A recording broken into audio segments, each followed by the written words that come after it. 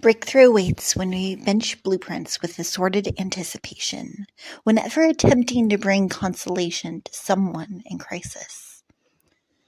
This book didn't start as something to share, but quickly bypassed each subsequent course I set. I simply couldn't keep it small or simple. It began as an antifractious attempt to better comprehend circumstances before beseeching the Almighty to bless someone suffering. Scribbles on scratch paper, essentially. And then as a basic biddy, something that could comfort and console a sad but certain Christian, still convinced that the clouds would separate and she could continue to live the kind of life that keeps joy integrated into her grief.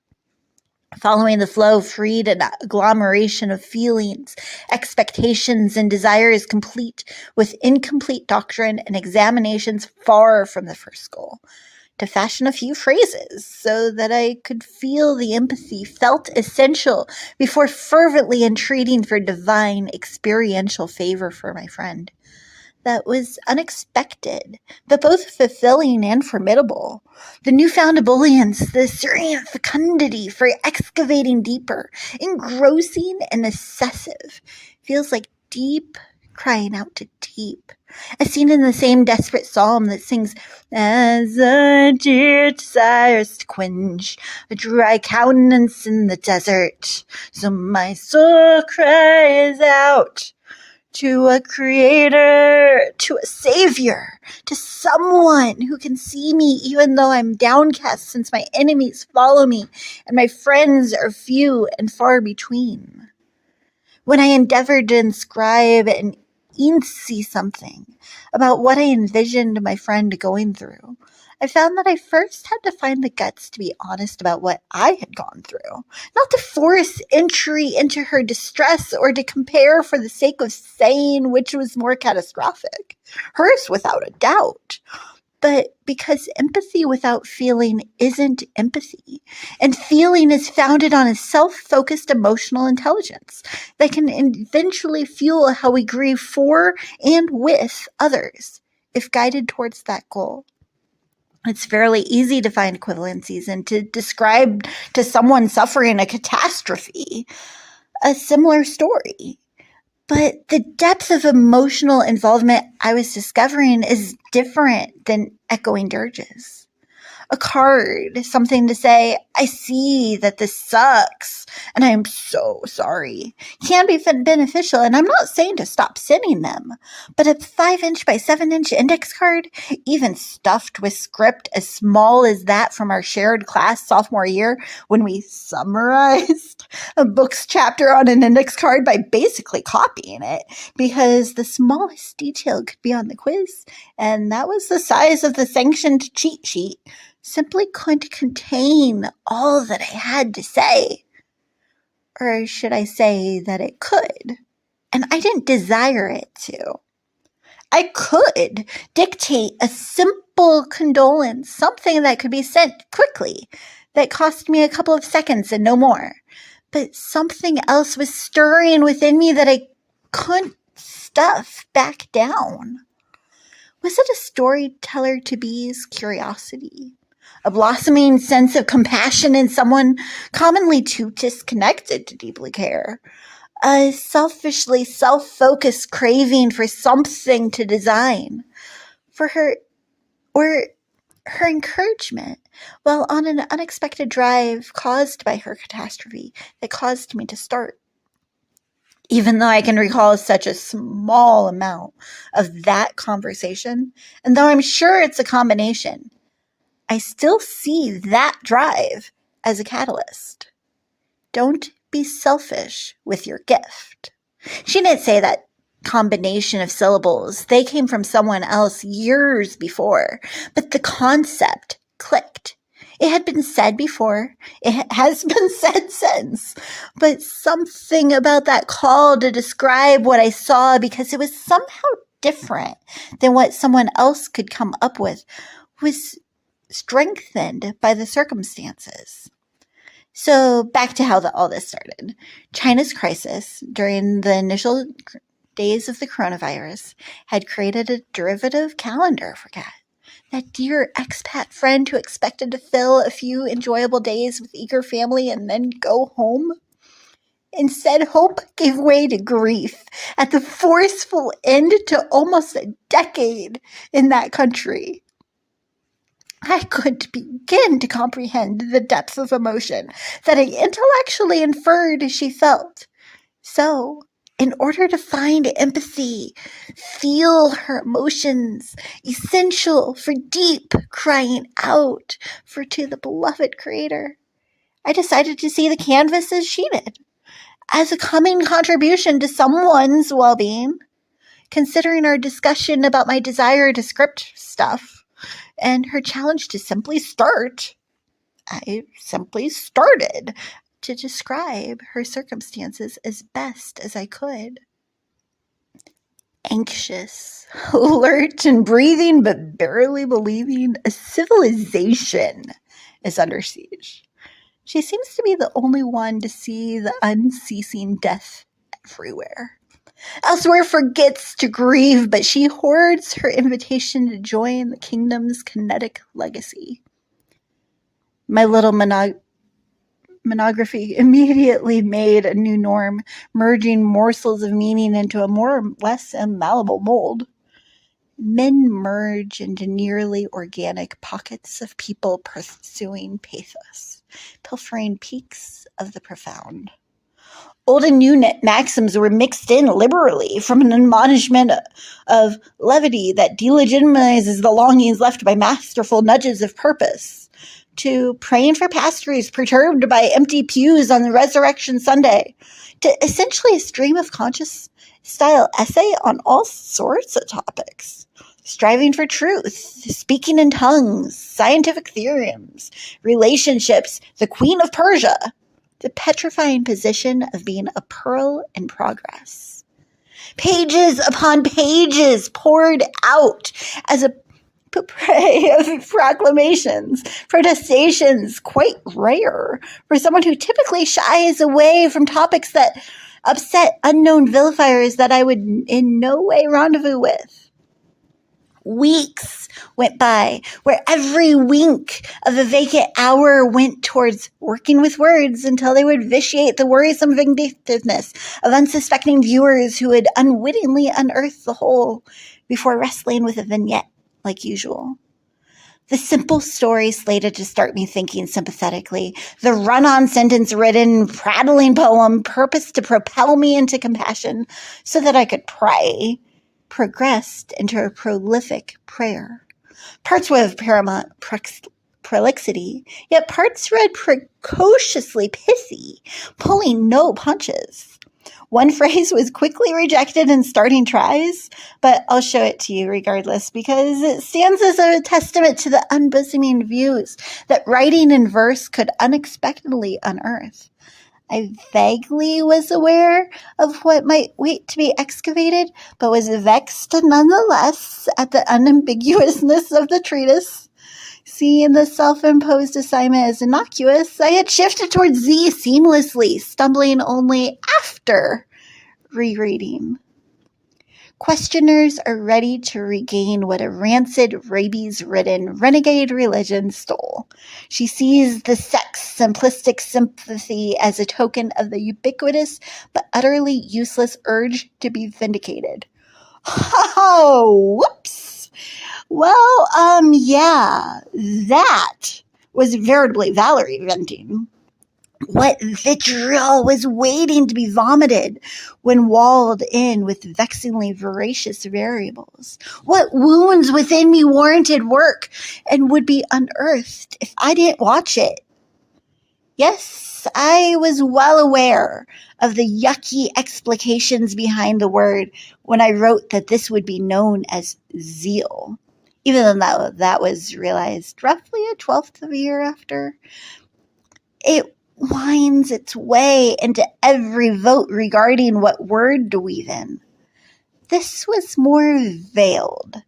I had to weigh whether to walk away or whether to weather the volatility of the vault within me, uncouthly withheld from watching eyes until when, After a while of violating well-wishers' wishes that I voice my viewpoints to, they're usually voted to be wrong when I venture to uphold their ukases and even vaporously unfasten my voluntary wordlessness.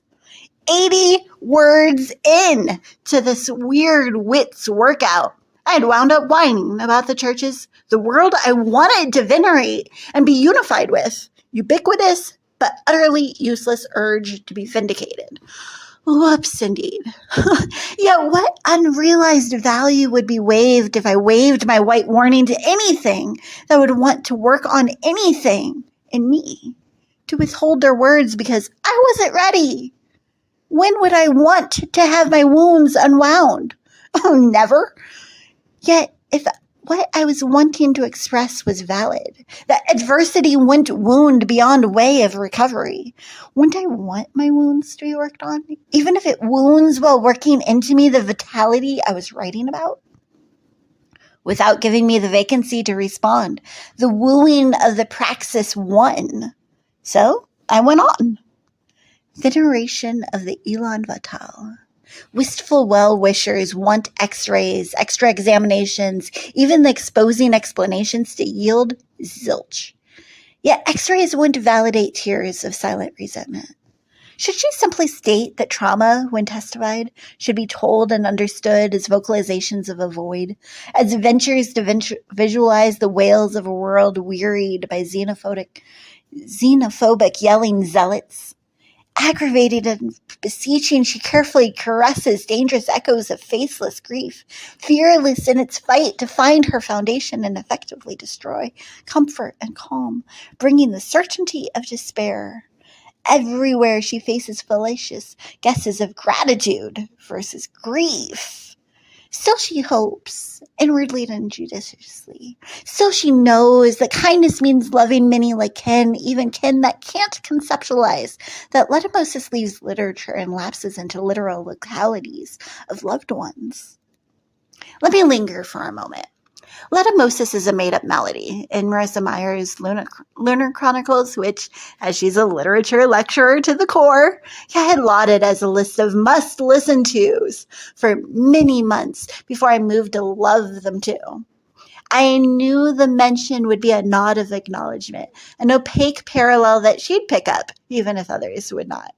Most would miss it, though, so I later elucidated upon the maxim with a newly minted narrative, one nominated by me as a major motivation for this manuscript. Again, knowing, since it was from the mutual mission aforementioned, she'd know the nuances. Even when one has listened to Marissa Meyer's Lunar Chronicles, how could they know that, like the little robots that move to remove almost in the moment of manifestation, anyone with marks of malady, malls move in mazes of mistrust for anyone could be passing on the plague? Without knowing an observer of panicked people prevented from performing original obligations, how could one opine that the obstruction that one passes to prove that one is in their prime, playing out in the pages of disquieting but revered stories, shows itself today?